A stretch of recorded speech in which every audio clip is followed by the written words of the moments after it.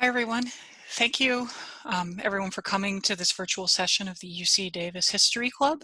My name is Dr. Stacy Fahrenthold, and I am an assistant professor of migration history here at UC Davis. You might know me because I teach courses on migration and refugees in modern history. I also teach comparative histories of partition, as well as courses on the Eastern Mediterranean, Syria, Lebanon, and the modern Middle East in the 19th and 20th centuries. What you might not know about me yet is that I also write and publish on migration in the region, specifically on Arab migration in the Eastern Mediterranean and the Americas, from Syria, Lebanon, and Palestine. I recently published a brand new book on the politics of Syrian migration during the First World War. It's called Between the Ottomans and the Entente, the First World War in the Syrian and Lebanese Diaspora. And it's an honor to come to the UC Davis History Club and discuss my book with you all. Before I begin, I'd like to just thank the History Club, all of you, and especially the coordinator, Jennifer Alpers, who not only invited me to participate in your lecture series, but in these weird times with our statewide lockdown, Jennifer also found a way for us to meet virtually by embracing the same technologies that we're all now using in the classroom. So thank you all for your efforts. It's really an honor to take part in this. Here's how it's going to work. With the presentation that follows is about 40 minutes. It's pre-recorded, so you all can watch it in whole or in part at your leisure before our meeting on Thursday, May 7th, 2020. I have also made a chapter of the book. Chapter 5 of this book is available to you all in PDF, but of course there's no reading required to participate, and you can take a look at it or not, depending on your level of interest. On May 7th, we will meet live via Zoom. The History Club will put out an announcement about that, and we can have a conversation about the presentation or any aspect of the work or about World War I in the Middle East. It can be Q&A, it can be part conversation, and it can be part just hanging out. If you'd like to submit any questions to me in advance, you can contact either Jennifer or myself via email. I'm open to that. So let me just start by sharing our slides, and we will get moving. Okay, so with that, I'll begin with the story of how World War I went down in the Syrian diaspora, and I want to begin with the trouble that began in the Syrian community of Buenos Aires on April 12, 1915. On that day, the Consul General of the Ottoman Empire stood atop the steps of his own consulate. A Syrian Arab and Ottoman subject, Amin Arslan faced out from his office. He gazed upon a crowd of 1,000 Syrians, Lebanese, and Palestinians who had come from all over Buenos Aires to hear an announcement. 1915 was a deeply troubled time for the Syrian diaspora. Just months before, the Ottoman Empire had entered the First World War, and Istanbul's ruling party had allied with Germany in that war. The decision to go to combat was a deeply unpopular one. It was resented by Syrians at home and also in a massive Syrian diaspora, stretching from Argentina and Brazil to the United States. In this diasporic space, Amin Arslan's opinion mattered. As Ottoman Consul General and representative of the empire's ruling party, the Syrians of Argentina had come to hear what he thought of a war against the Allies. Arslan wasn't a man who liked to disappoint his constituents. Mounting the podium that day, he told the crowd that he had received a letter from the city's German consulate. That letter from the Germans demanded that he show his support for the Ottoman-German alliance and that he command the Syrians of Argentina to patriotism. Arslan read the letter, and the crowd hissed and cursed and heckled. Raising his hands for silence, Arslan then read to them a reply he had written for Berlin and its diplomatic staff abroad, and I quote, "Senor Consul General, I have the pleasure of acknowledging your letter, but it has not yet come to my attention that my Ottoman Empire forms a mere part of your German Imperium. I have only loyalty to my august sovereign, the Sultan of the Ottoman Empire, and my only superior, the Grand Vizier. I keep hope for the honor and dignity of my poor country, dragged unwillingly into the abyss of this war by you, a savage foreign power." Enraptured in the moment's passions, Arslan then marched the crowd across the city to the German consulate to deliver the letter by hand himself. Totally appalled by all of this, the Germans sent a complaint to Arslan's superiors in Istanbul, and the following month, in May of 1915, the empire's foreign minister, Talat Pasha, sent a telegram terminating Arslan from his post, ordering closed the entire consulate in Buenos Aires, and demanding that Arslan immediately return home for discipline. Arslan refused loudly to return home, and he was duly hit with a treason charge, but of course he could only be tried in absentia. For the rest of the war, the Ottoman consulate in Buenos Aires remained closed, and its windows were nailed shut. Wary of a repeat performance elsewhere by Syrians in diaspora, Istanbul then shuttered all of its consulates across the Americas, cutting ties with Syrian immigrants and marooning them abroad. Amin Arslan's story is the first one I describe in my new book, Between the Ottomans and the Entente, which is a political study of political confrontations in the Syrian diaspora during the First World War. The war years were a time of cataclysmic shifts in the Middle East. In the Middle East. We have state failure in the Ottoman Empire, famine, humanitarian crises, and foreign intervention in the Arab world, the rise of new nationalist movements, partition, and forced transfer of refugees. All of this went on as an enormous diaspora of Ottoman Arabs watched from overseas.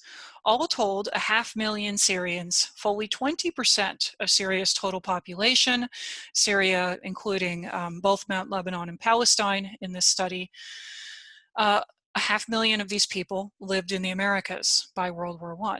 My goal in my work is not merely to tell a story of this war from their diasporic perspectives, although I believe the book accomplishes that. Rather, I want to demonstrate how political confrontations that happened in this space, in this diaspora, transformed the modern Middle East and its politics precisely at the moment that the Ottoman Empire fell and the European mandate system rose to take its place. Amin Arslan's last stand on the steps of the Ottoman consulate represents a moment of rupture that then rippled out to the Syrian colonies across the Americas. It was a microburst of rebellion that would soon be repeated in Sao Paulo, Brazil, in New York City, in Havana, Cuba, in Boston, from Cuba to Chile to Canada. Emigre political parties that had once been Young Turk, patriots, and pro-reform Ottomanists began to call for separation from Istanbul. They created new flags like this one, and they funneled funding to revolutionaries fighting the Ottomans in the Levant. They petitioned the Allied powers, conducted espionage into their neighbors, and recruited for the pro-Entente armies then fighting the Ottoman Empire. And when the Allied powers proved victorious over the Ottomans in 1918, these same diasporic political parties petitioned for rights of national self-determination over the Arab Middle East. They leveraged their diplomatic, military, and intelligence networks in order to have a say in the redrawing of the map of their homeland. The Ottoman Empire did not always treat its Arabic-speaking diaspora with suspicion. In fact, Istanbul's 1915 disengagement had been really abrupt. In the previous decade, the Young Turk Revolution had brought the ruling party, this Committee of Union and Progress Party, to power. The CUP party swept aside the aging Sultan Abdelhamid II in order to restore the empire to constitutional rule. That had been in July of 1908, and the Young Turk revolutionaries traced their own origins in an exilic movement.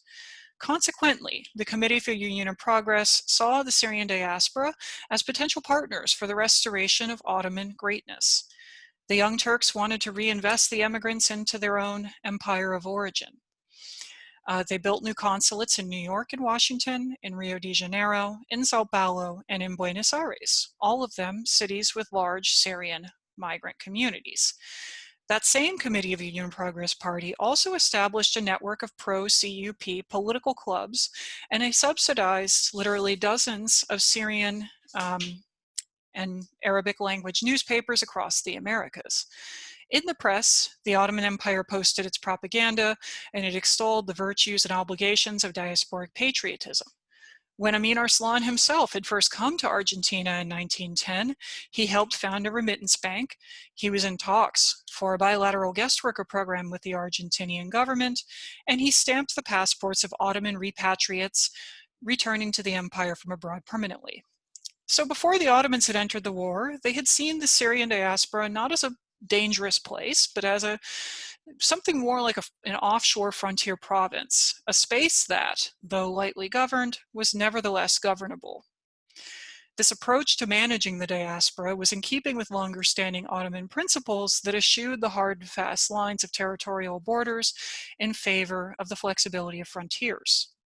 It was a governance strategy that would fall apart along with the empire after the war.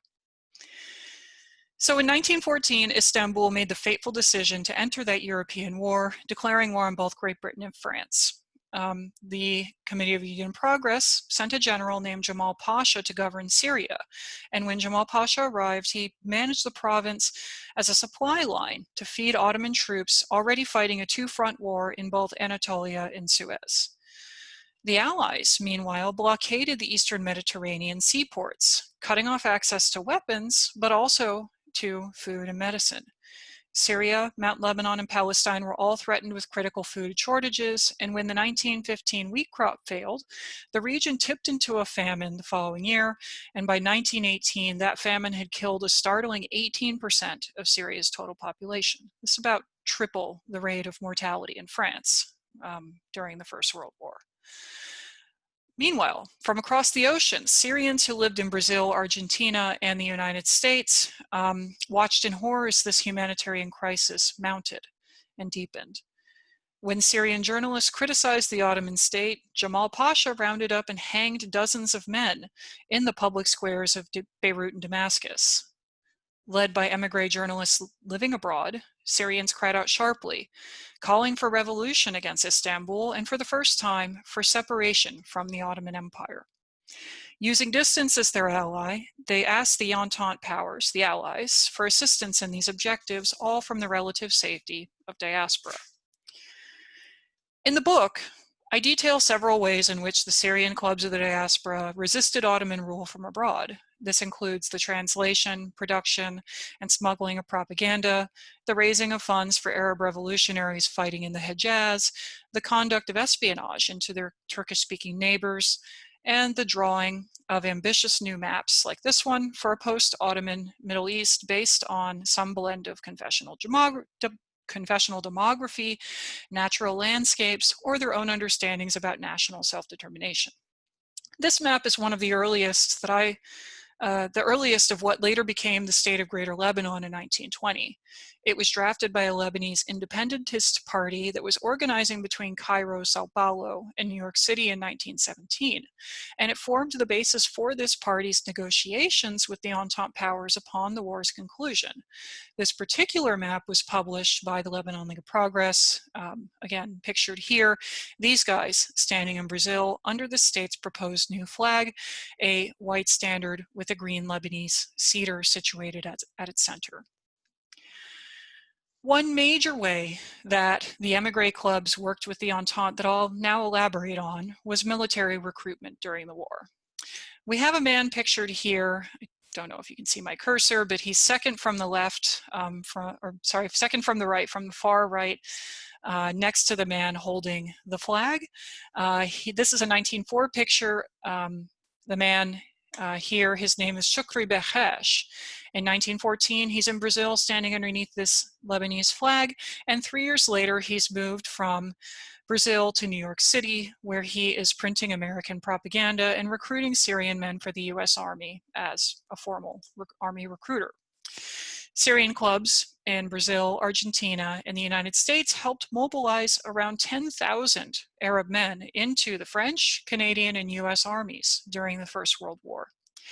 Because it was technically illegal for Ottoman subjects to join the Allied armed forces, Syrian troops were offered a series of passports and travel passes, granting them an interstitial legal status as not quite citizens of their adopted countries, but no longer entirely Ottoman subjects either.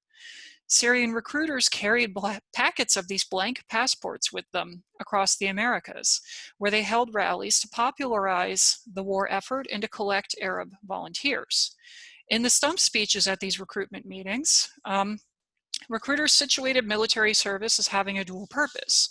First, fighting for the Entente was an act of resistance against the Ottomans, a means by which the Syrian diaspora could physically liberate its homeland.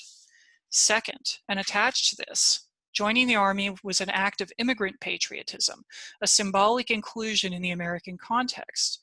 Crucially, the recruitment campaigns were managed entirely by émigré political clubs who vetted recruits themselves while operating beyond formal state oversight. So this was not a government project, it was a private recruitment project. The system granted these private migrant clubs, like the Lebanon League of Progress, an extraordinary power to determine who had access to passports, and with these passports, the right to proclaim a post-Ottoman legal status and even a nationality. Military recruitment was the most visible resistance activity in this diaspora during the war, but it was also a major source of tension within the Syrian neighborhoods. Among recruiters themselves, there were competing cells of nationalists who were pushing for homeland projects that were very much at odds with one another. As they vied for political preeminence and often vied for the same pool of manpower, they weren't above using mob tactics or political violence to accomplish their goals. These two men, Shukri Behesh, we've already met at the left, and now Muqarrasol at the right, developed an intense personal rivalry during the war. As president of the Lebanon League of Progress, Muqarrasol, at right, enlisted men for the French infantry under the banner of an independent Lebanese state that would be separate both from the Ottoman Empire as well as from neighboring Syria. Shukri Behesh, by contrast, was critical of French collaboration, and he recruited for the US Army on behalf of an increasingly Arab nationalist project that rejected the notion of Lebanese independence from Syria. When Behesh left Brooklyn, where he lived, to go recruit volunteers in Latin America, Muqarrasol took advantage of his absence in order to recruit him to the feds for anti-American political activities. Behesh was in Argentina when he learned that he had actually been indicted for treason, or sedition rather. Not quite treason, but sedition. He hastened home to answer to the sedition charge, and he abandoned several dozen recruits in Argentina along the way. Behesh then got to New York and revealed that he was working for the US Army, and the US government dropped the charges. But no sooner had he cleared his own name than he lobbed retaliatory accusations back at Muqarrasol and his partisans in Brooklyn. Muqarrasol then spent the next several months jammed up under investigation for passport fraud, linked to the very blank passport documents that the French Foreign Ministry had given him for the purposes of military recruiting. In addition to those struggles, many Syrian immigrants remain actively opposed to the separatist movements altogether, either because of genuine pro-Ottoman loyalties or because they had correctly identified the Allies' ambitions in the Middle East as imperialistic, self-interested, or sectarian. In Rosario, Argentina, a 1916 recruitment meeting at a church went bad when a mob of Syrians from the neighborhood stormed it in protest. Lebanon League recruiters joined French officials in a church to discuss migrants fighting under the French flag, a project connected to now Muqarrasol. Local Sunni Muslim leaders opposed this campaign, and they led a demonstration that turned into a violent confrontation involving over 100 men outside the church. One person was killed in the melee, 16 more were hospitalized, and dozens more were arrested. The Argentinian government sanctioned the French consulate for its role in the riot. Nevertheless, the campaign yielded a trickle of recruits. Their passage to France was paid jointly by the French Foreign Ministry and by the deposed Emir of Buenos Aires himself, Amin Arslan. The war in Syria ended in October of 1918 with the Ottoman Empire's defeat at the hands of the Allies. As Turkish troops evacuated the Arab lands, leaving them under Allied control, Syrian activists abroad quickly reorganized themselves into formal political parties and petitioned the great powers in service to programmatic nationalist agendas. Already in control of the Syrian press and in most cases having experience working with the Entente powers during the war, these diasporic political parties were reasonably well positioned to have their voices heard at the Paris Peace Conference of 1919. The diaspora, its petitions, and its delegates commanded a legibility in this space in part because of the previous war work of its activists. And so the diaspora's politics came home to the Middle East in 1919, and it did so with all of its internal contradictions and complications.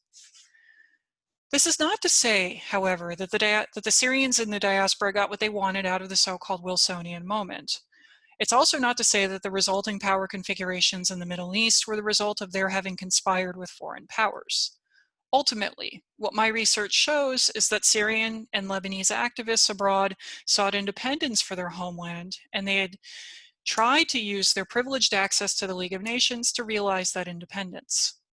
However, having spent the war grooming its own partners in diaspora, the French Foreign Ministry instrumentalized these links in 1919, and they crafted a significant legal fiction that 500,000 Syrian and Lebanese exiles had supported a French mandate in the Middle East, and that they had indeed invited France to come and rule her.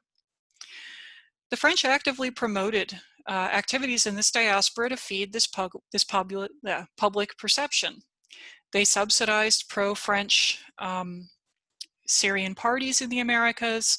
They printed pro-French propaganda in Arabic there. The middle periodical, the middle photo in this slide is actually a French subsidized newspaper that was produced in Havana in Cuba in order to create the perception that the Syrians who lived in Havana supported French rule in the Middle East. The French also paid petitioners to lobby for a French mandate in Lebanon.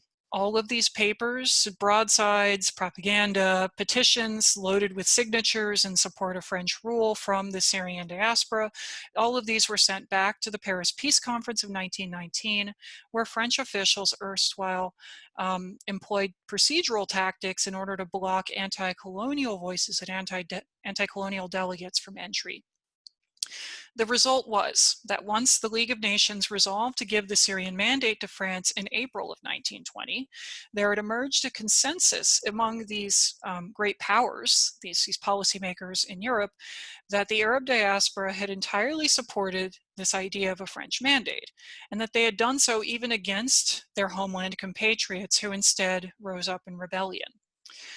One thing I do in my book is to make lie of this narrative, illustrating that it appeared first in the League of Nations archives, archives that to this point have formed the basis for much historical research into the immediate post-Ottoman moment in Syria and Lebanon.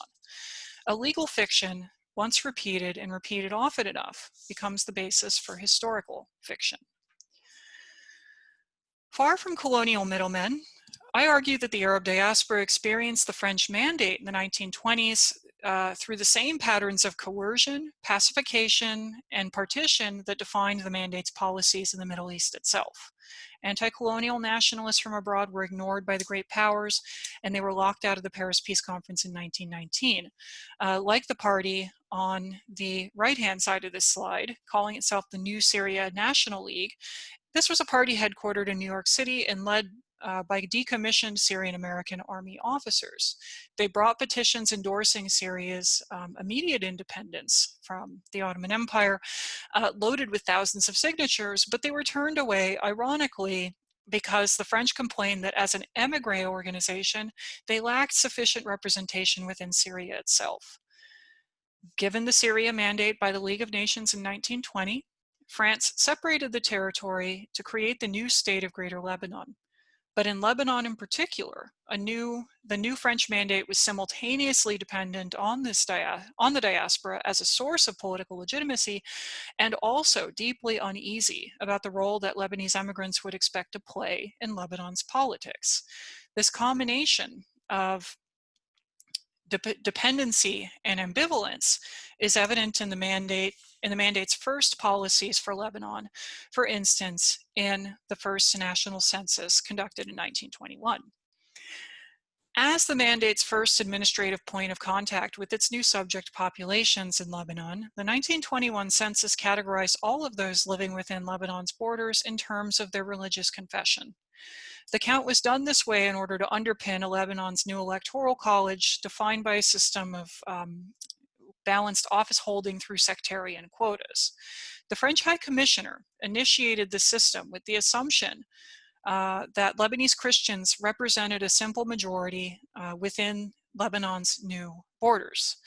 However, Lebanon's enlargement in 1920 to include the Muslim districts to the south, as well as in the Bekaa Valley in sort of interior Lebanon, all of the addition of these territories challenged that assumed demography, prompting the French mandate to call for the inclusion of the country's largely Christian diaspora in the census.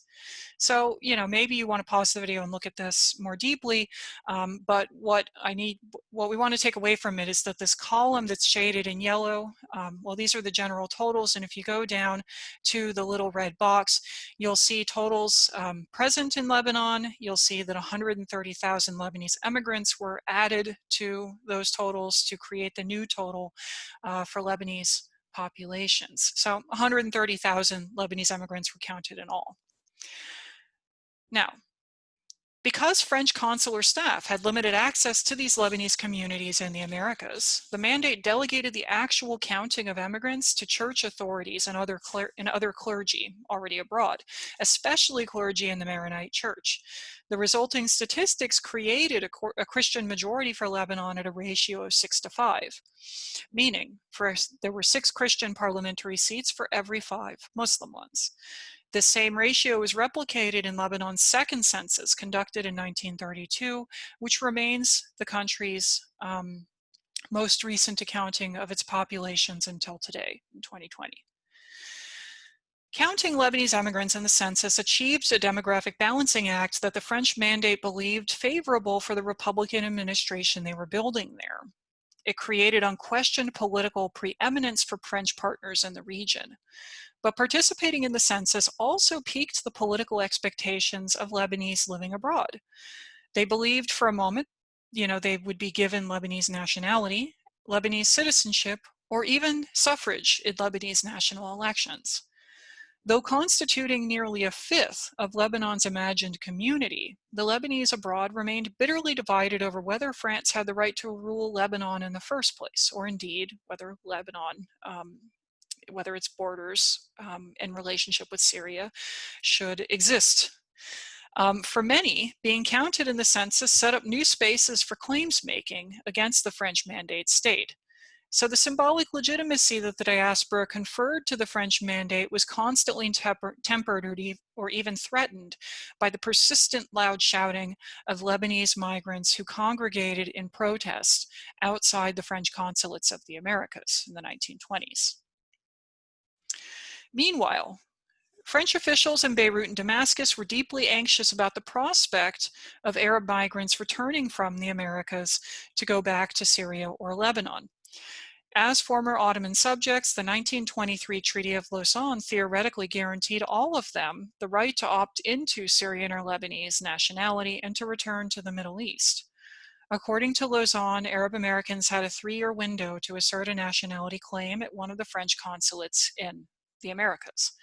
In practice, though, French diplomatic staff stalled nationality petitions and subjected the applicants to them to various political tests. Over 90% of such petitions were denied, raising protest and ire by nationalists who were seeking to liberate Lebanon and Syria through planned repatriation. At the same time, the nationality option was a controversial one among Syrian and Lebanese migrant communities. After all, wouldn't applying for citizenship with the mandate just legitimate French rule? What if exercising the nationality option undermined Arab Americans' right to remain abroad in the Americas? Would it produce something that we might identify today as self-deportation? But on the other hand, what else was available to these former Ottoman subjects other than statelessness? These were questions that Syrian and Lebanese families asked one another as their community was force-fitted into the inflexible cartographic molds of the bordered nation state. In the end, a combination of discouraging French bureaucracy and émigré ambivalence about the project yielded a paltry 2 to 5% of Lebanese immigrants who had successfully obtained Lebanese nationality by the end of the 1920s. Only a fraction of that figure successfully invoked Syrian nationality, and the mandate was categorically hostile to potential repatriation of migrants to Syria. The French mandate spent the 1920s cutting the ties of nationality that existed between Syria, Lebanon, and their respective diasporic populations, just one part of a politics that I describe as the partitioning of this diaspora. In the 20s and 30s, the mandate also denied immigrants passport documents and travel passes, effectively marooning them abroad and oftentimes segmenting families apart permanently. French officials also prohibited new travel out from Syria and Lebanon to the Americas, whether on temporary or permanent bases. When the United States stepped up its own powers of deportation in the 1920s, the French participated in bilateral deportation diplomacy with the United States to return clandestine Lebanese migrants to the Middle East.